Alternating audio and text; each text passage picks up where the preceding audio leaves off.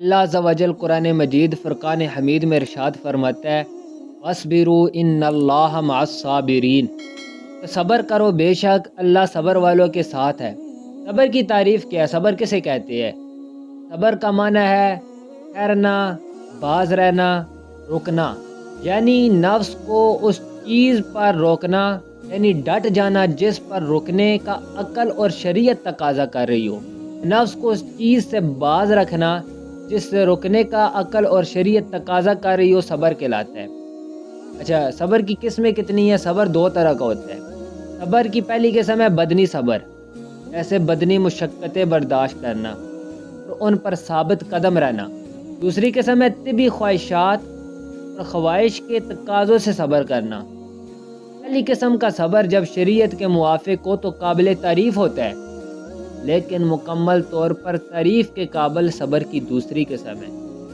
اور حضور نبی کریم صلی اللہ تعالیٰ علیہ وآلہ وسلم کا فرمان ہے، اللہ عز و جل ارشاد فرماتا ہے جب میں اپنے کسی بندے کو اس کے جسم، مال یا اولاد کے ذریعے آزمائش میں مبتلا کروں، پھر وہ صبر جمیل کے ساتھ اس کا استقبال کرے، قیامت کے دن مجھے حیا آئے گی، اس کے لیے میزان قائم کروں یا اس کا نامہ اعمال کھولوں۔ اللہ اکبر!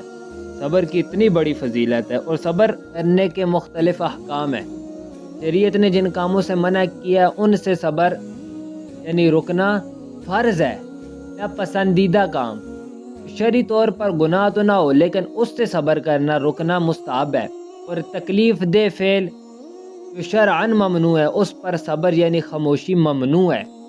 مثلا کسی شخص یا اس کے بیٹے کا ہاتھ ناحق کاٹا جائے، اس شخص کا خاموش رہنا اور صبر کرنا ممنوع ہے۔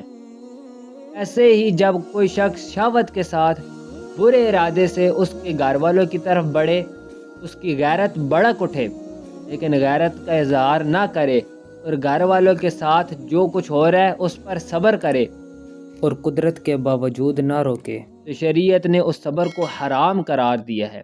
اللہ اکبر!